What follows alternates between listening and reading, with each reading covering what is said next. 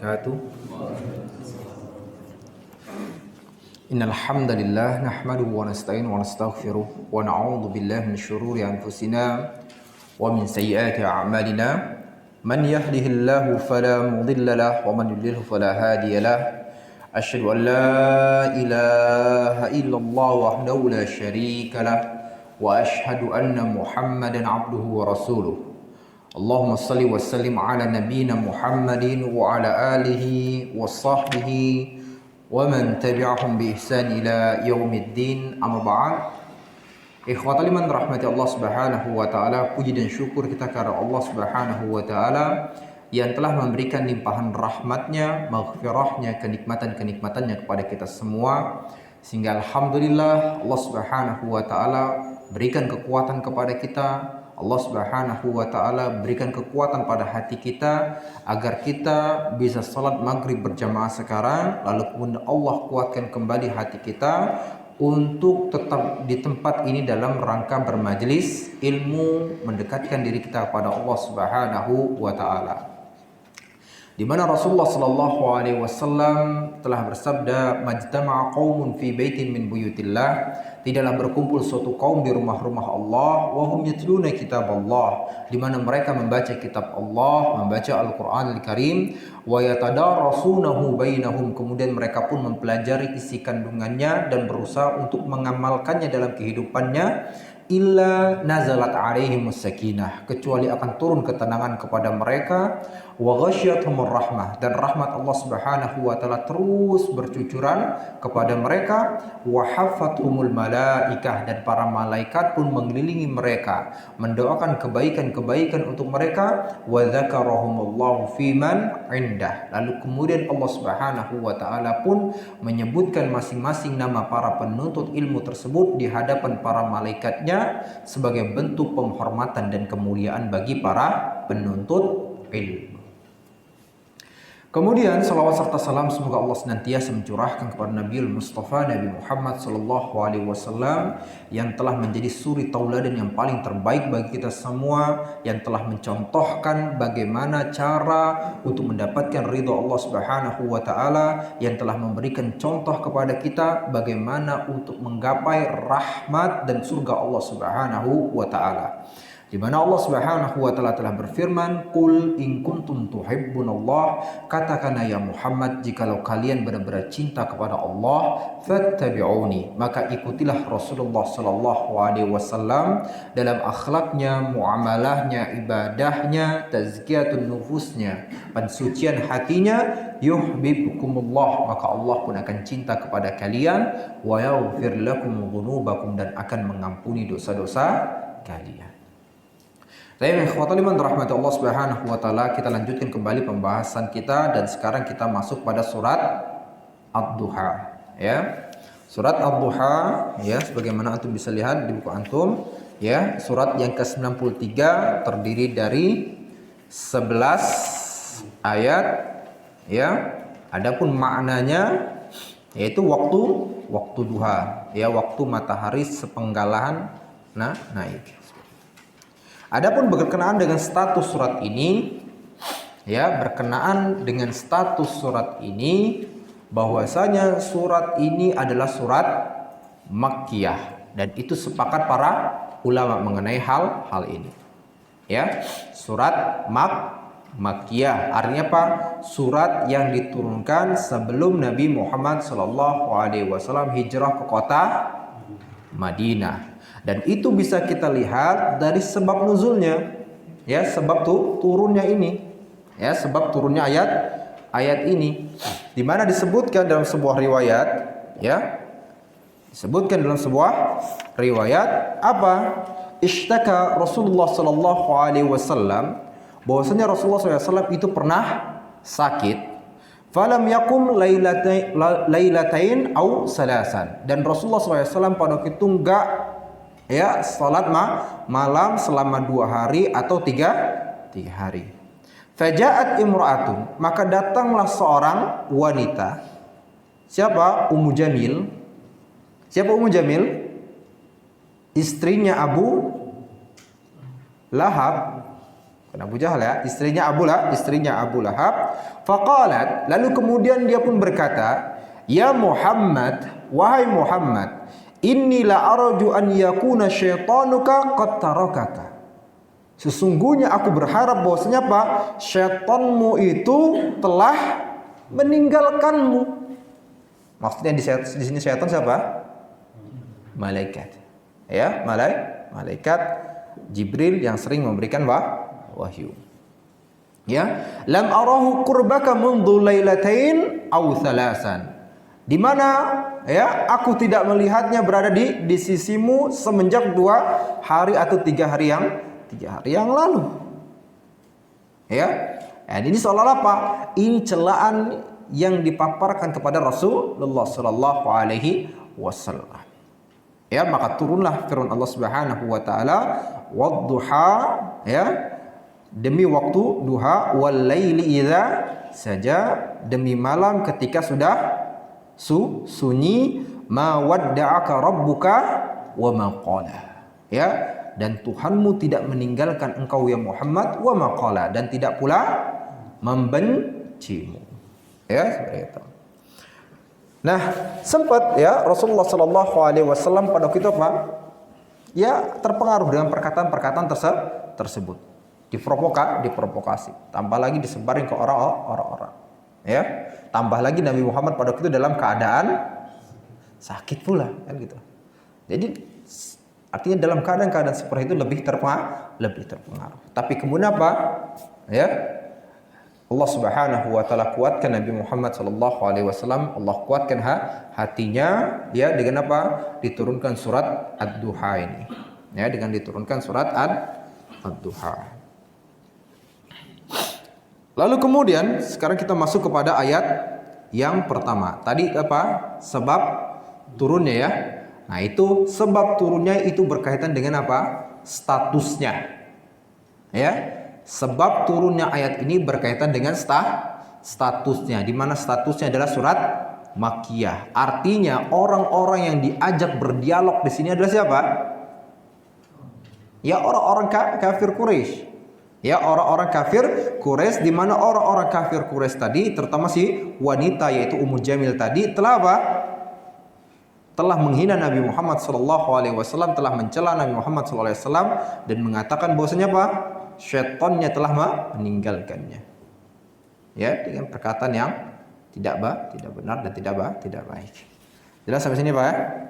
Nah, Masya Allah. Sekarang kita masuk kepada ayat yang pertama. Ya, masuk kepada ayat yang pertama di mana Allah Subhanahu wa taala berfirman, "Wadduha." Ya, demi waktu duha. Ya, demi waktu duha. Para ulama berbeda pendapat berkenaan dengan waktu duha yang dimaksudkan dalam ayat ini. Ya, yang dimaksudkan pada ayat ini. Apakah kata duha ini merujuk kepada seluruh waktu siang seluruhnya? Ya, Pak, merujuk kepada waktu siang seluruhnya.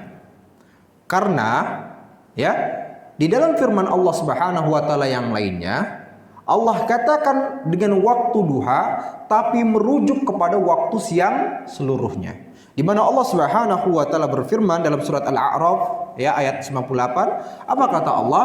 Awa amina ahlul qura. Ya, apakah penduduk suatu negeri merasa aman?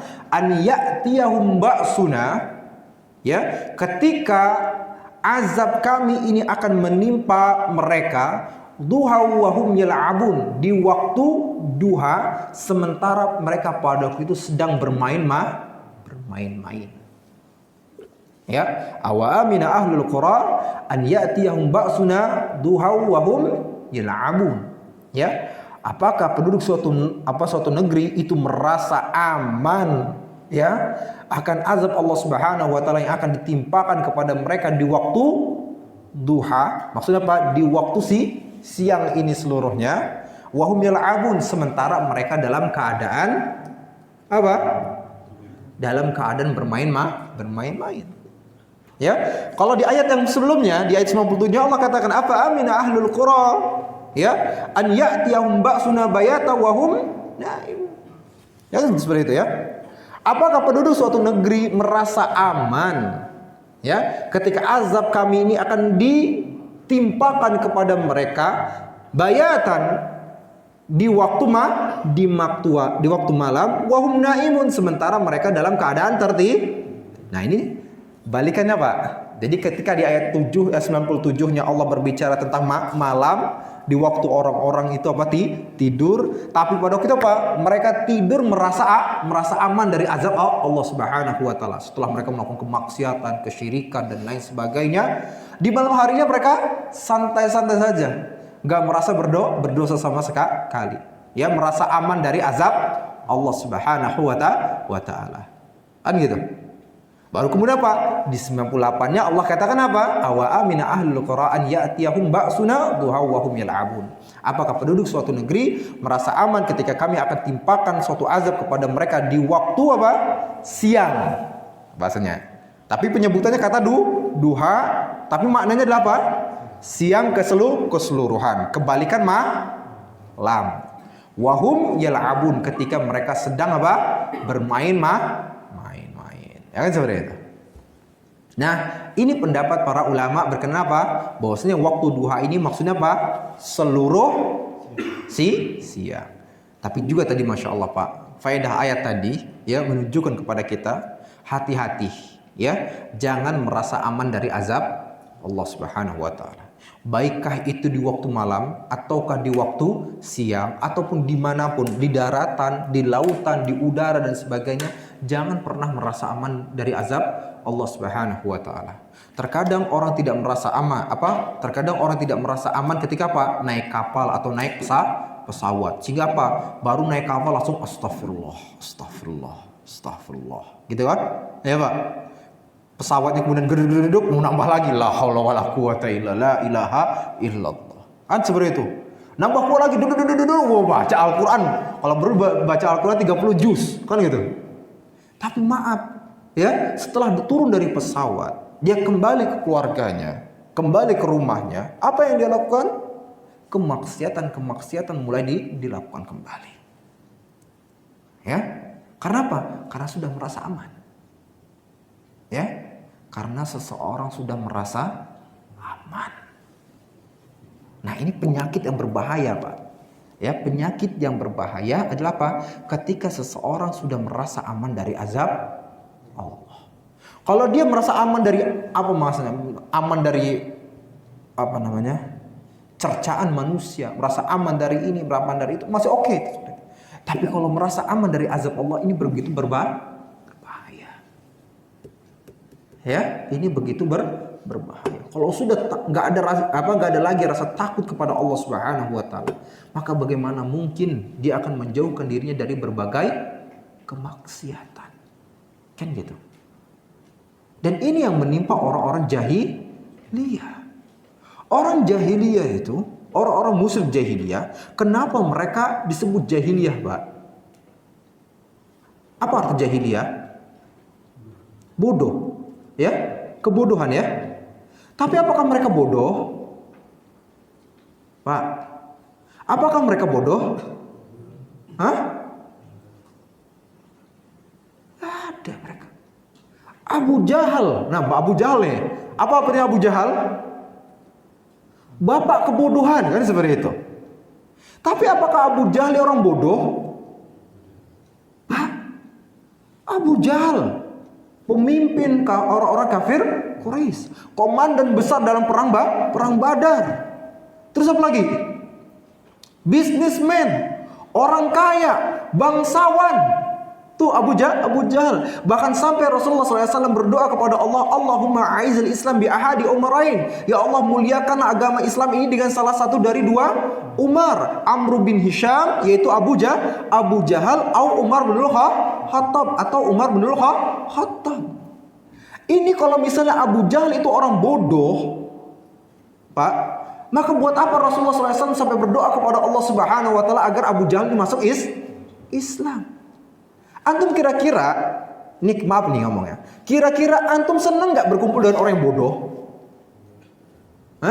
Kalau antum lagi kumpul-kumpul DKM seperti ini, lagi kumpul-kumpul DKM, lalu kemudian datang orang bodoh, antum seneng nggak? Antum berharapnya kalau bisa orang itu gak usah datang deh. Karena apa? Orang bodoh datang ketika masuk dalam sebuah perkumpulan pasti apa? Ngerusuh. Ya Pak? Ngerusuh. Tapi lihat bagaimana Rasulullah SAW meminta kepada Allah agar siapa? Abu Jahal ini masuk ke dalam agama Islam. Karena apa? Rasulullah mengetahui kalau seandainya Abu Jahal ini masuk ke dalam agama Islam, pengaruhnya atau dampaknya akan memberikan apa? Pengaruh yang begitu besar dalam dunia Islam. Itu yang dipikirkan oleh Rasulullah SAW ketika melihat siapa? Abu Jahal. Jadi bukan orang yang bodoh Abu Jahal. Itu orang kaya tuh. Orang kaya, bisnismen, bangsawan. Kalau mau bermain logika-logikaan, itu yang lebih bodoh siapa Pak? Main logika-logikaan dunia, ya, main logika-logikaan dunia. Siapa yang lebih bodoh? Abu Jahal atau kita? Apa? Pak Suprapto jadi bisnismen juga kaya-kaya. Saya doakan, Masya Allah, jadi orang kaya yang dermawan yang selalu menginfakkan harta di jalan Allah Subhanahu wa Ta'ala. Amin, Masya Allah. Enggak seperti itu. Tapi Abu Jahal hartanya begitu banyak, bisnismen. Tapi apa tadi disebutnya Abu Jahal? Abu Jahal. Kenapa kalau gitu dia disebut jahal, kebodohan, orang bodoh, bapaknya kebodohan? Ya, karena dia dan orang-orang kafir Quraisy yang lainnya, mereka semua mengingkari hari kebangkitan. Mereka mengingkari hari pembalasan. Sehingga dengan pengingkaran mereka terhadap hari kebangkitan dan hari pembalasan, mereka pada itu apa? Merasa aman. Ya, dari siksaan-siksaan Allah.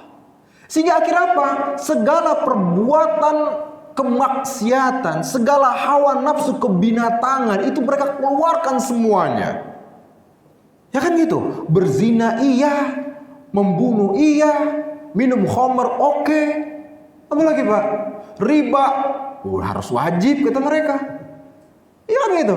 Sebagaimana firman Allah Subhanahu wa Ta'ala atas perkataan mereka, ya, apa? Innamal bai'u mithlur riba. Sesungguhnya jual beli itu adalah dan harus ada ribanya. Kalau nggak ada riba itu namanya nggak ada bukan jual beli kata mereka. Tapi Allah bantah, wa ahallallahu al-bai'a wa harrama riba. Allah menghalalkan jual beli dan mengharamkan riba.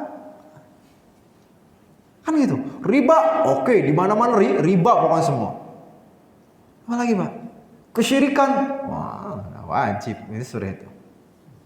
Segala bentuk tadi kita ya, hawa nafsu kebinatangan mereka curahkan. Kan gitu. Bahkan saking jatuhnya moral mereka, tuh mereka bisa-bisanya mengirimkan istrinya ya kepada seorang laki-laki. Dia katakan kepada istrinya, kamu pergi kepada si fulan, tidur sama dia berhari-hari, nanti kalau kamu sudah hamil balik lagi ke sini. La haula wala quwata illa billah. Itu binatang aja nggak kayak gitu, Pak. Binatang aja bisa sampai berantem hanya untuk memperebutkan apa? Betinanya, kan seperti itu. Ini apa? Ya Pak. Nah ini kita katakan apa? Kalau orang sudah merasa sudah merasa aman dari azab Allah, merasa aman dari hari kebangkitan, maka sekarang inilah lihat bagaimana apa yang terjadi pada kaum muslimin. Walaupun dia seorang muslim, KTP-nya seorang muslim, dari kecil sudah dilahirkan muslim pada kita. Tapi kelakuannya benar-benar hampir gak ada bedanya dengan apa? Dengan orang-orang yang ingkar terhadap hari kebangkitan. Hari itu. Bahkan yang syirik dia dilakuin, yang sholat dia ditinggalin, yang riba, wah, hampir semuanya riba sekarang ya kan gitu. Ya judi iya, judinya di mana-mana lagi. Bukan lagi judi di perkumpulan, bukan. Di HP-nya judinya, jelas. Ini repot nih kayak gitu. Ya, jadi akhirnya apa? Muslim sekarang udah nggak tersisa apapun dari keislamannya kecuali apa?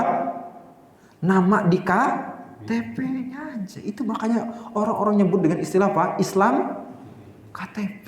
Itu kalau KTP udah hilang, jadi Islam akta aja itu, akta kelahiran aja itu kali. Kan gitu. Ya, nah ini kita katakan Pak, makna yang pertama ya. Pendapat yang pertama makna waktu duha, kata duha tersebut. Namun makna yang kedua, ya, yang dimaksud dengan duha ini adalah apa? Ya, waktu duha. Ya, sebagaimana yang kita ketahui. Ya, waktu duha yang di mana di dalamnya ada salat duha. Ya, di mana dalamnya ada salat duha. Nah, itu Masya Allah. Atau yang disebut juga dengan salat apa Pak? Awwabin. Ya, salat awwabin. Apa makna salat awwabin? Masya Allah, hamba yang kembali atau hamba yang bertaubat, hamba yang mendekat kepada Allah Subhanahu wa taala. Karena apa? Masya Allah. Ya. Orang-orang yang mengerjakan salat di waktu duha, itu mereka kembali kepada Allah Subhanahu wa taala. Di mana manusia-manusia yang lainnya di waktu tersebut, waktu orang lagi sibuk-sibuknya apa? Mencari dunia, kan gitu. Itu waktu sibuk-sibuknya manusia mencari dunia, Pak. Tiba-tiba ada si fulan yang kembali kepada Allah Subhanahu wa taala. Dia sujud kepada Allah Subhanahu wa taala, dia meminta kepada Allah Subhanahu wa taala. Segala permintaannya atau segala kebutuhannya pada kita Pak langsung dimintakan kepada Allah Subhanahu wa taala. Ini makanya disebut dengan salat awwabin. Ya. Sudah sampai sini Pak ya? Nah, ini kita katakan apa? Dari dua pendapat tersebut. Namun tentunya yang diinginkan ya kita katakan baik yang pertama atau kedua itu sama-sama kuat, tapi yang lebih diinginkan di sini apa? Waktu duha di mana seseorang itu mengerjakan salat awwabin. Ya. Tapi kemudian ayat yang kedua, wal laili idza saja, ya, dan demi malam apabila telah sunyi. Ya, dan demi malam apabila telah sunyi, telah gelap gulita, ya, telah apa lagi Pak? Ya, sunyi, gelap gulita dan lain sebagainya. Nah ini kita kebalikannya, Masya Allah, ya, kebalikannya. Kalau di waktu siang tadi secara keseluruhan ternyata ada waktu duha, kan gitu. Ya Pak, ada waktu duhanya yang dimana di situ ada orang-orang yang kembali kepada Allah Subhanahu wa taala. Ternyata di malam hari pun juga keseluruhan di malamnya ada waktu di mana apa? Di mana seseorang pada waktu itu benar-benar bermunajat kepada Allah Subhanahu wa taala, dan bahkan Allah pun sampai apa? Allah turun ke langit dunia di sepertiga malam tersebut dan berusaha untuk apa? Dan akan mengabulkan doa orang-orang yang meminta kepada Allah Subhanahu wa taala. Jadi di waktu siangnya ada waktu duha, yaitu orang-orang yang kembali kepada Allah, mereka meminta kepada Allah. Di malam harinya secara keseluruhan juga ada waktu tertentunya pula di mana ada seorang hamba yang di mana manusia pada waktu semuanya tidur terlelap setelah capek lelah mencari dunia, tiba-tiba ada seorang hamba yang apa? Ya, mendekat kepada Allah, bermunajat kepada Allah, memohonkan segala kebutuhannya kepada Allah Subhanahu wa taala. Maka kemudian Rasulullah SAW pun katakan apa? Bahwasanya Allah turun ke langit dunia di sepertiga malam. Ya, untuk apa? Mengabulkan doa orang-orang yang meminta kepada Allah Subhanahu wa taala. Namun ketika kita sudah mendengar hadis ini, apa rasa kita Pak? Ya biasa aja. Kecuali orang-orang yang mendapatkan taufik dari Allah. Orang-orang yang mendapatkan hidayah dari Allah. Dia berpikir, oh gitu ya hadisnya. Kalau gitu nanti malam saya tidur malah kan ya. Tetap tidur. tidur. Kan gitu. Tidur dulu maksudnya ya, tidur dulu lalu kemudian di sepertiga malamnya dia meminta kepada Allah Subhanahu wa taala. Masya Allah. Itu ayat yang keduanya. Ayat yang ketiganya, apa kata Allah? Ma wadda'aka rabbuka wa ma qala. Ya, Tuhanmu tidak meninggalkan engkau ya Muhammad dan tidak pula membencimu. Ya, seperti itu. Nah, ini penjelasan penekanan ya dari Allah Subhanahu wa taala, penjelasan dari Allah Subhanahu wa taala bahwasanya apa? Allah tidak meninggalkan Nabi Muhammad sallallahu alaihi wasallam. Ya, seperti apa? Persangkaan-persangkaan orang-orang kafir Quraisy. Sebagaimana apa? Keburukan-keburukan dari lisan-lisan mereka yang ditimpakan kepada Nabi Muhammad sallallahu alaihi wasallam, langsung Allah balas tuh semua persangkaan-persangkaan mereka. Ya, bahwasanya apa? Allah Subhanahu wa taala tidak pernah meninggalkan Nabi Muhammad sallallahu alaihi wasallam. Bahkan semenjak Nabi Muhammad dilahirkan, Allah Subhanahu wa taala tidak pernah meninggalkan Nabi Muhammad sallallahu alaihi wasallam. Pak, ya, dijaga terus Nabi Muhammad oleh Allah Subhanahu wa taala. Kalau enggak, Pak, kalau enggak ada penjagaan sama sekali dari Allah Subhanahu wa taala, mungkin Nabi Muhammad sallallahu alaihi wasallam sudah diambil atau mungkin dibunuh oleh orang-orang Yahudi. Ya, yang dimana orang-orang Yahudi sudah menunggu-nunggu Nabi terakhir. Yang mereka anggap bahwa Nabi terakhir tersebut harusnya berasal dari bangsa Yahudi. Namun pada waktu itu mereka sudah melihat tanda-tandanya tuh. Ya, ternyata tanda-tanda sudah terlihat di langit. Ya, pada waktu itu bahwasanya Pak Nabi terakhir itu sudah dilahirkan. Dan mereka mencari-cari tuh Nabi terakhir tersebut.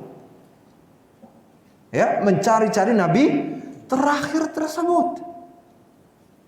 Maka mereka berpikir pada waktu itu, kalau memang itu berasal dari anak tersebut, berasal dari orang Arab, tarik dia, culik dia, ambil dia, jadikan sebagai apa? Keturunan dari Bani Israel. Keturunan dari Bani Israel. Kan gitu berpikirnya. Atau kalau nggak bisa sudah dibunuh. Tapi lihat bagaimana Allah Subhanahu wa taala memberikan penjagaan-penjagaan tersebut. Ya, dijaga Nabi Muhammad. Kecilnya lagi tuh, ketika Nabi Muhammad SAW sudah mau berangkat bersama dengan pamannya, ya kan gitu, ke Syam untuk apa? Berdagang. Ketemu dengan siapa? Pendeta. Ya, ketemu dengan seorang pendeta. Lalu kemudian pendeta tersebut melihat ada tanda kenabian pada Nabi Muhammad SAW. Langsung tuh pendeta itu berkata kepada pamannya yaitu Abu Thalib, agar apa? Agar ini anak jangan dibawa ke Syam deh. Karena apa? Di Syam sana banyak orang-orang Yahudi di sana yang mereka mengetahui tanda-tanda kenabian, dan kalau seandainya mereka mengetahui bahwasanya Pak Nabi terakhir tersebut berasal dari bangsa Arab, maka mereka pasti akan membunuhnya. Balik. Penjagaan. Ya, Pak, seperti itu. Ya. Dan Nabi Muhammad SAW terus dijaga. Ya, terus dijaga dari ibunya. Lalu kemudian apa? Kakeknya Pak, pamannya. Masya Allah, pamannya Abu Thalib itu orang kafir. Masya Allah, Pak, orang kafir. Tapi dia adalah orang yang pertama benar-benar menjaga Nabi Muhammad SAW. Maaf nih ngomongnya, itu logikanya udah di luar batas, Pak. Kan gitu. Orang kafir. Lalu kemudian apa? Ternyata dia mendapatkan keponakannya sendiri. Ternyata apa? Menghardik-hardik tuh Tuhan yang selama ini dia sembah. Itu kan kalau gimana tuh perasaan kan seperti itu. Ya kan itu. Tapi lihat sampai akhir hayatnya Abu Thalib tetap apa? Menjaga Nabi Muhammad SAW. Tetap menjaga Nabi Muhammad SAW. Ya, tetap menjaga Nabi Muhammad SAW. Artinya apa? Allah tanamkan kecintaan, kasih sayang ke dalam hati siapa? Abu Thalib, sehingga selalu memberikan perhatian kepada Nabi Muhammad. Sehingga Nabi Muhammad walaupun dia yatim piatu pada waktu itu, ya, tapi tetap merasakan apa? Seolah-olah memiliki orang, ya, karena apa? Mendapatkan kasih sayang. Bahkan pamannya menyuruh anak-anaknya jaga Muhammad, jaga Muhammad, jaga Muhammad. Kecintaan Abu Thalib kepada Nabi Muhammad melebihi kepada apa? Melebihi cintanya kepada anak-anaknya. Ini apa? Ini kalau maaf ngomongnya Pak, ada nggak di zaman sekarang orang tua yang dia mencintai keponakannya melebihi apa? Cintanya kepada anak-anaknya? Ada Pak? Itulah bentuk pemeliharaan Allah Subhanahu wa taala kepada Nabi Muhammad sallallahu alaihi wasallam. Kan itu. Bahkan bentuk pemeliharaan Allah Subhanahu wa taala kepada Nabi Muhammad, dari kecil Nabi Muhammad apa? Enggak pernah minum khamar, tidak pernah bermaksiat.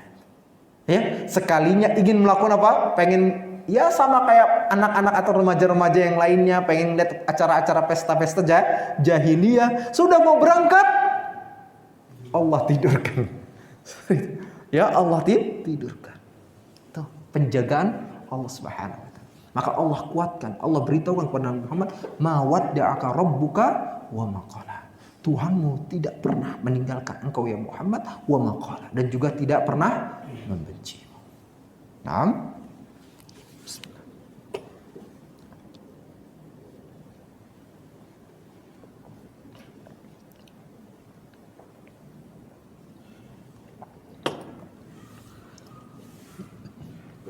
Ayat yang keempatnya, apa kata Allah? Walal akhiratu khairul laka minal ula.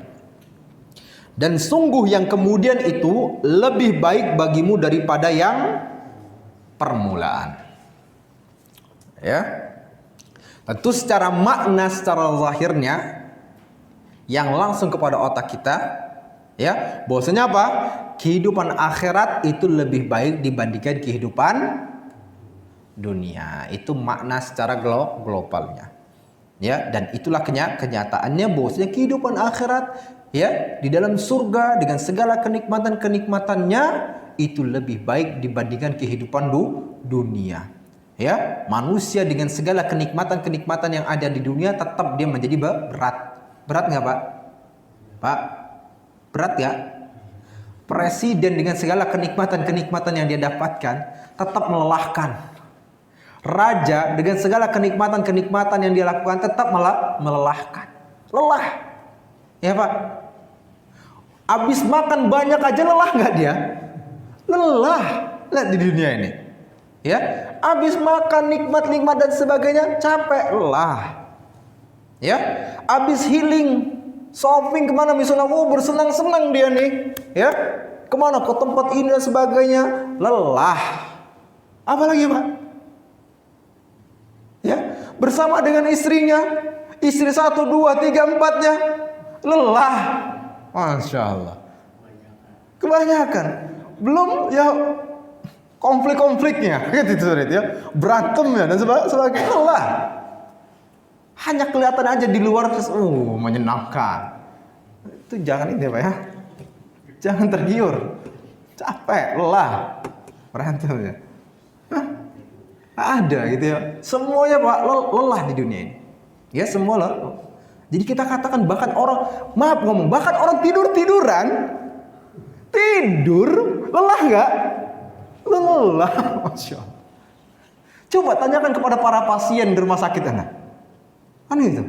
Yang dia sudah berbaring berjam-jam, berhari-hari, lelah nggak dia? Lelah dia. Ya, maka kita katakan di dunia ini semuanya serba lelah, Pak. Yang enak di mana? Di surga ya Allah, nggak ada kelelahan sama sekali. Ya, ada ribuan bidadari, nggak lelahan tuh sama sekali. Ya, nggak lelah. Lanjut kalau kata Masya Allah kata beliau. Ya, terus. Ya, tubuhnya kuat-kuat, dahsyat semua. Ya, pelayannya banyak, minta ini itu dan sebagainya. Makan apapun nggak ada lelah-lelahnya, Pak. Ya, nggak perlu harus kamar mandi ke belakang, nggak perlu, nggak, bersih semuanya, masya Allah. Makan bersih, minum, habis minum ini itu dan sebagainya bersih. Apa? Wal akhiratu khairul laka minal ula. Dan yang kemudian yaitu negeri akhirat itu lebih baik dibandingkan yang dunia. Itu gambaran secara umumnya, Pak ya. Namun para ulama menjelaskan bahwasanya mengenai makna ini ada beberapa pendapat. Ya, bahwasanya yang kemudian itu lebih baik dibandingkan yang Yang sebelumnya. Ya, yang permulaan. Bahwasanya apa? Pendapat pertama, tapi ini ingat Pak ya, khilafnya atau perbedaannya hanyalah khilaf tanawu saja. Khilafnya adalah khilaf yang bersifat variatif, bukan yang kontradiktif. Ya. Jadi khilafnya adalah khilaf tanawu yang bersifat apa? Variatif, bukan yang kontradiktif. Ya. Nah, pendapat yang pertama apa? Bahwasanya tadi kayak seperti kita katakan, kehidupan akhirat itu lebih baik dibandingkan kehidupan dunia. Itu tadi sudah kita jelaskan. Ya. Pendapat yang kedua apa? Yaitu akhir perjuangan beliau di dunia ini, ya, itu lebih baik dibanding awalnya, awal perjuangan. Ya, Pak. Waktu awal kali Nabi Muhammad SAW mendakwahkan Islam, apa yang terjadi pada Nabi Muhammad? Penolakan besar-besaran. Mau dibunuh, dicekik, lagi bersujud dilempar dengan kotoran. Dengan apa? Isi perut unta. Di jalan-jalan ketika di malam hari taruh duri. Ya. Lalu kemudian apa? Abu Jahal menghardik-hardik Nabi Muhammad SAW. Dakwah di Taif, Nabi Muhammad dilempari oleh seluruh penduduk Taif dengan apa? Dengan batu. Anak kecilnya, wanitanya, laki-lakinya, semuanya lemparin sepanjang jalan. Sehingga ketika Aisyah radhiyallahu anha bertanya kepada Nabi Muhammad SAW, apa keadaan yang paling berat selain perang Uhud? Maka jawab Nabi Muhammad SAW adalah apa?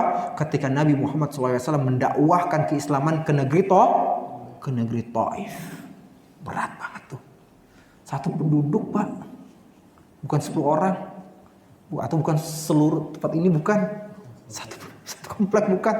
Satu penduduk. Itu apa enggak sakit benar tuh? Ya.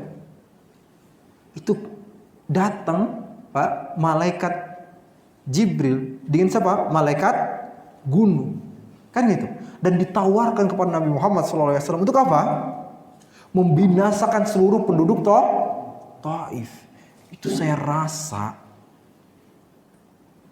kalau orang yang ditawarin tersebut adalah Pak Prapto, selesai itu perkara negeri Taif. Kayaknya sudah gak ada lagi namanya negeri Taif sampai sekarang. Tapi sekarang ternyata apa? Sampai sekarang negeri Taif tetap ada. Dan bahkan kalau mau umroh lewat situ dulu kan gitu. Ya. Masya Allah. Masya Allah. Ya. Lihat bagaimana penyabaran Nabi Muhammad SAW. Nah, ini kita katakan apa? Ini awal perjuangan Nabi Muhammad dalam berdakwah. Tapi setelah itu bagaimana? Ketika sudah sampai di Madinah, di mana orang-orang Madinah kaum muslimin menghormati Nabi Muhammad, memuliakan Nabi Muhammad, kan seperti itu. Sampai akhir hayatnya Islam terus berkembang dan banyak manusia yang mencintai Nabi Muhammad SAW dan terus menjaga beliau. Maka di sini dikatakan apa? Dan yang kemudian itu lebih baik dibandingkan permulaan. Maksudnya apa? Di akhir hayatmu di dalam berdakwah itu lebih mudah dibandingkan apa? Awalnya. Itu makna yang kedua. Ya, mana yang ketiga? Kedudukannya. Ya, kedudukan.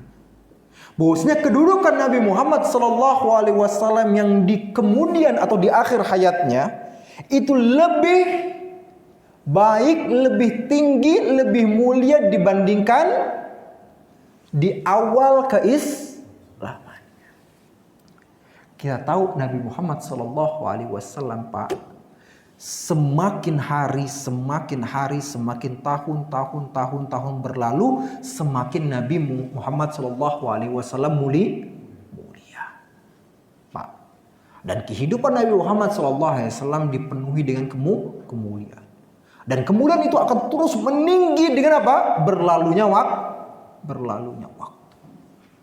Loh, kok bisa?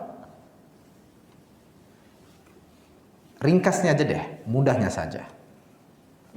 Ketika di awal keislaman, yang masuk Islam berapa? Ini salah satu contoh Pak ya. Ini salah satu contoh saja. Di awal keislaman yang masuk Islam berapa? Cuma sedikit. Ya, cuma 10 orang, 20 orang. Kan gitu. Artinya pahala yang tertransfer kepada Nabi Muhammad berapa? Segitulah jumlahnya. Tapi dengan berlalunya waktu terus Nabi Muhammad terus seperti itu, banyak manusia yang masuk ke dalam agama Islam, semakin tinggi nggak derajat Nabi Muhammad? Semakin tinggi. Kenapa? Pahalanya semakin banyak tertransfer kepada Nabi Muhammad. Sampai sini Pak. Nas? Maka kenapa? Yang kemudian itu lebih baik dibandingkan permulaan. Tuh contohnya. Contoh yang kedua. Ya. Penguasaan terhadap ilmu agama ini. Beda nggak antara yang pertama kali Nabi Muhammad SAW mendapatkan wahyu dengan terakhir banget ketika Nabi Muhammad SAW setelah diberikan seluruh wahyu, mana yang lebih tinggi ilmunya?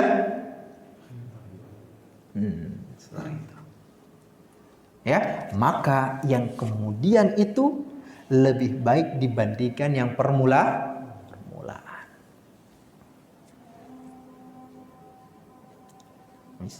Azan. Azan terlebih dahulu. Nah, itu kita katakan apa? Makna yang tadi disebutkan. Bahwasanya apa? Yang ketiga, ya. Kehidupan Nabi kedudukan Nabi Muhammad SAW yang kemudian itu lebih baik dibandingkan permulaan. Baik tadi apa?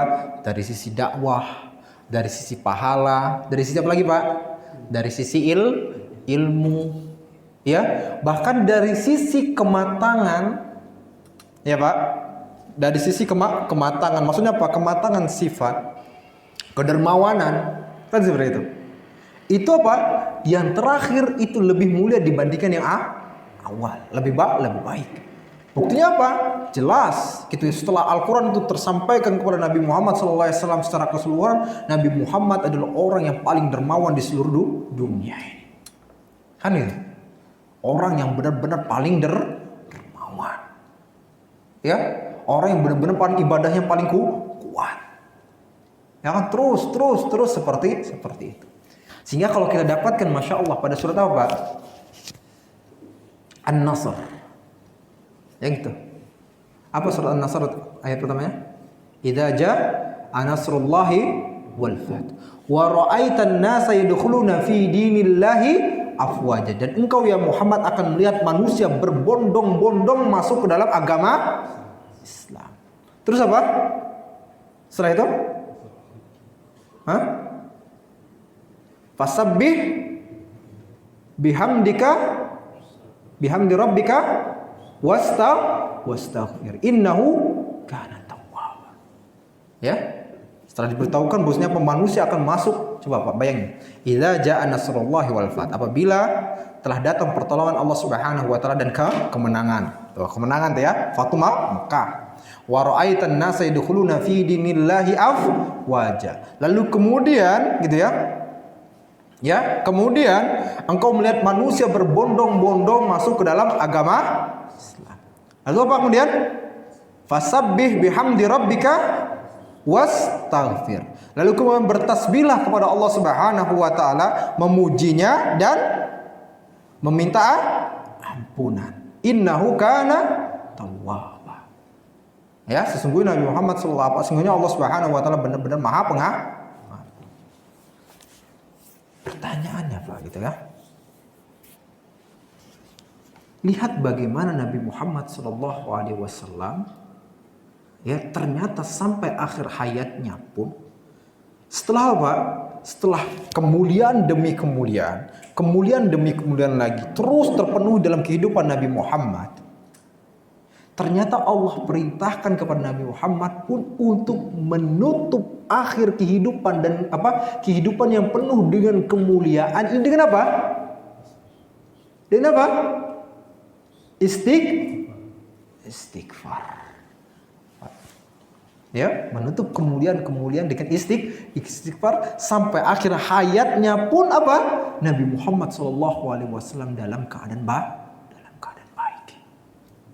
Ya Pak. Makanya Abu Bakar ketika melihat Nabi Muhammad SAW, melihat jasad Nabi Muhammad SAW, lalu kemudian apa? Abu Bakar pun mencium kening Nabi Muhammad dan mengatakan, engkau di masa hidup pun dalam keadaan mulia dan kematian pun juga dalam keadaan mulia. Karena apa? Di akhir hayat Nabi Muhammad itulah puncak kemuliaan Nabi Muhammad SAW dalam kehidupannya. Tapi tidak dengan pahalanya. Karena pahalanya, kedudukan dan sebagainya itu terus meninggi. Dengan banyaknya orang-orang masuk dalam agama Islam, terus seperti itu. Dengan banyaknya apa? Orang-orang yang tadi apa Pak? Azan. Tinggi ya kedudukan Nabi Muhammad? Ya, tinggi. Kenapa? Disebutkan di dalam azan tadi. Ya, berapa banyak orang-orang yang mendengar persaksian tersebut? Ya gitu. Asyhadu anna,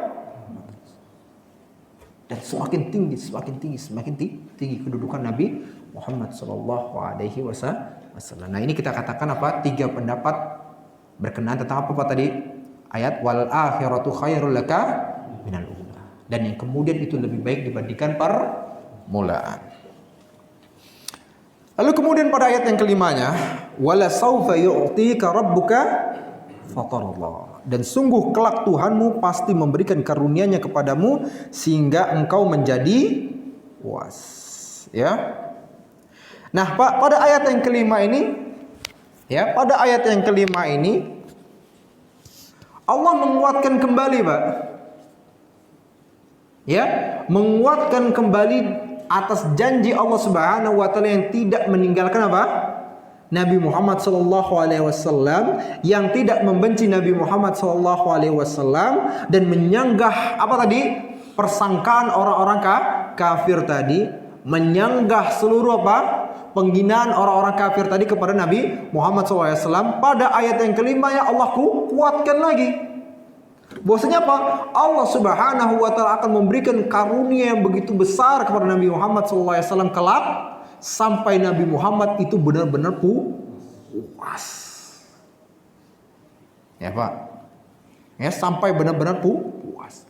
Apa saja yang akan Allah Subhanahu wa taala berikan? Ya, apa saja yang akan Allah Subhanahu wa taala berikan? Banyak sekali. Ya, Pak, banyak sekali. Apa? Al-Kautsar. Al-Kautsar. Ya. Allah kata kepada, apa kata Allah? Inna a'tayna kal kautsar.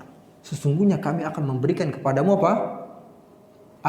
Al-Kautsar. Walaupun Al-Kautsarnya apa? Bisa dimaknai kenikmatan yang begitu banyak. Ya, bisa juga dimasukin apa? Sungai Al-Kautsar. Artinya apa? Nabi Muhammad SAW nanti akan mendapatkan kenikmatan di telaga Al-Kautsar, dan puncak juga apa? Akan menikmati kenikmatan di sungai Al-Kautsar. Ya, sampai apa? Nabi Muhammad pada itu benar-benar puas. Kan gitu. Ya, sampai Nabi Muhammad itu benar-benar puas. Nah, ini juga apa? Berkaitan pada ayat yang keempatnya, bahwasanya kehidupan akhirat itu lebih baik dibandingkan kehidupan dunia. Ya Pak, apa salah satunya tadi? Nikmat Al-Kautsar tadi. Sehingga nggak heran, ya. Kenapa Pak tadi kita katakan pas berkenan dengan ayat yang keempat tadi juga, bagaimana Nabi Muhammad SAW itu mengkerdilkan dunia, Pak ya? Ya, sebagaimana antum lihat tuh seperti itu. Dalam sabdanya Rasulullah SAW mengatakan apa? Mali walid dunia. Apalah dunia ini bagi diriku. Ya, nggak ada harganya dunia di hadapan Rasulullah SAW. Lalu kemudian beliau pun mengatakan innama mathali wa mathalud dunya, karena sesungguhnya perumpamaan diriku dengan perumpamaan dunia ini apa? Karakibin dhalla tahta syajarah. Itu bagaikan seorang pengendara yang dia kemudian apa? Berteduh di bawah pohon. Tsumma raha wa taraka. Lalu kemudian apa? Dia pun pergi dan meninggalkan pohon. Nah gitu aja cuman. Ya. Jadi kata Nabi Muhammad SAW, permasalahan dunia ini bagi Nabi Muhammad itu seperti pengendara yang kemudian apa? Berteduh di bawah pohon. Ya. Kira-kira berteduh di bawah pohon mau sampai berapa jam, Pak? Hah? Mau 3 hari? 4 hari? Hah? Sejam aja kita udah enggak ini. Ini itu. Sejam saja kita sudah enggak nyaman dah. Aduh, pengen sudah itu. Ya? Nah itu kata Rasulullah. Sumaraha wa tarakaha. Lalu kemudian apa? Udah pergi dari pohon tersebut dan meninggalkan pohon itu. Itulah kata Rasulullah SAW, perumpamaan diriku dengan dunia.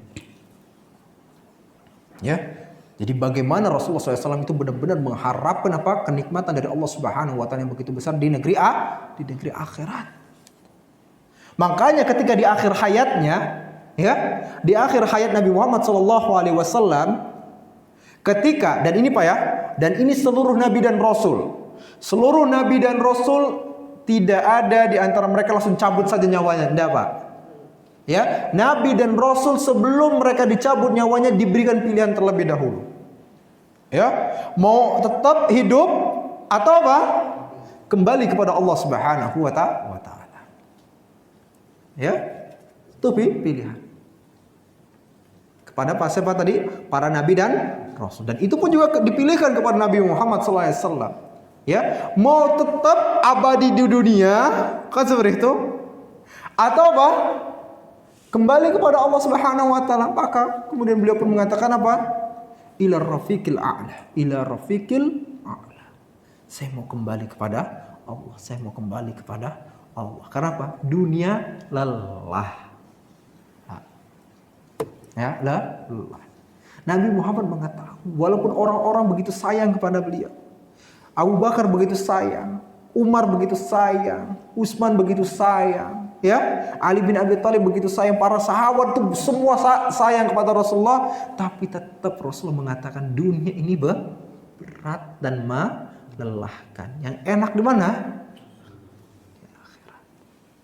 Ya, maka beliau pun mengatakan ila rafiqil a'la. Ila rafiqil a'la. Saya pengen kembali kepada Allah, saya ingin kembali kepada Allah agar apa? Nih, wala saufa yu'tika rabbuka fatarda. Ya, Tuhanmu akan memberikan kepadamu kelak di akhirat nanti itu apa? Karunia-Nya sehingga engkau benar-benar puas. Baik tadi apa kita katakan Pak? Telaga Al-Kautsar, Sungai Al-Kautsar. Habis apa lagi Pak? Istananya yang begitu megah, wilayahnya yang begitu luas. Yang sampai disebutkan oleh Rasulullah SAW, ya, orang yang paling terakhir keluar dari neraka dan orang yang paling terakhir masuk ke dalam surga, kekuasaan seperti apa? Nah, kan gitu. Bagaikan dunia dan 10 kali lipatnya. Tuh. Ya. Ketika Rasulullah SAW menceritakan tentang seseorang yang paling terakhir keluar dari neraka dan yang paling terakhir masuk ke dalam surga, ya, kemudian kata Allah memerintahkan kepadanya, masuk kamu dalam surga, cari tempatmu. Ada gitu. Akhirnya dia cari, dia lihat-lihat, balik lagi dia katakan, ya Allah, gak ada lagi tempat, semuanya udah penuh, kan gitu. Sudah ada penguasanya. Kata Allah, cari lagi, lihat lagi ke sana. Dia lihat lagi, tinggal sini sebagainya. Balik lagi dia katakan, Allah, sudah penuh surga. Sudah apa? Sudah penuh. Kata Allah, cari lagi, lihat lagi. Kembali lagi dia lihat. Ya, dia katakan, ya Allah, udah apa? Udah penuh. Ya, udah apa? Udah penuh. Ya, sudah apa? Sudah penuh. Maka kemudian Allah katakan kepadanya, sesungguhnya bagimu ya apa? Dunia dengan 10 kali lipatnya. Itu kekuasaan orang yang paling terakhir masuk ke dalam surga. Itu raja tuh berarti bener-bener raja tuh, punya kekuasaan tuh, wilayah seperti itu. Ya, wilayah raja yang ada di Indonesia masih kebagi-bagi dia dengan raja yang lain, kan gitu. Wilayahnya kecil. Nah ini masya Allah. Ya, dunia dengan 10 kali lipatnya. Lalu bagaimana dengan Nabi Muhammad SAW yang berada di surga Firdaus? Lalu bagaimana dengan Abu Bakar? Lalu bagaimana dengan Umar, Utsman? Masya Allah. Ya. Dan saya berdoa kepada Allah Subhanahu Wa Taala, antum Pak Prapto termasuk orang yang masuk dalam bagian tersebut. Dan saya lebih juga berharap pada Allah, berdoa kepada Allah, saya lebih tinggi dibandingkan antum. Amin. Amin. Masya Allah. Dan begitu pun antum semuanya. Ya. Nah ini kita katakan, Masya Allah. Baik, ini sampai sini aja udah ya. Habis ya? Habis. Baik, sampai sini saja. Ayat keberapa Pak Nur? Ayat yang kelima ya? Ayat yang kelima, Masya Allah. Baik, sampai sini saja. Semoga apa yang kita pelajari hari ini bermanfaat kepada kita semua. Dan kemudian juga bisa memotivasi kita untuk benar-benar mengejar negeri akhirat. Ya, benar-benar menjadikan diri kita ya melaksanakan, berjuang, mengejar apa yang dijanjikan oleh Allah Subhanahu wa Ta'ala kepada orang-orang yang beriman, bahwasanya mereka akan mendapatkan kenikmatan-kenikmatan yang besar di negeri akhirat nanti. Dan semoga Allah Subhanahu wa Ta'ala masukkan kita semua ke dalam surga Firdaus A'la. Amin ya rabbal alamin. Mari kita tutup dan baca doa kafaratul majlis. Subhanallahi wa bihamdihi, asyhadu an la ilaha illa anta, astaghfiruka wa atubu ilaik. Sekian, assalamualaikum warahmatullahi wabarakatuh.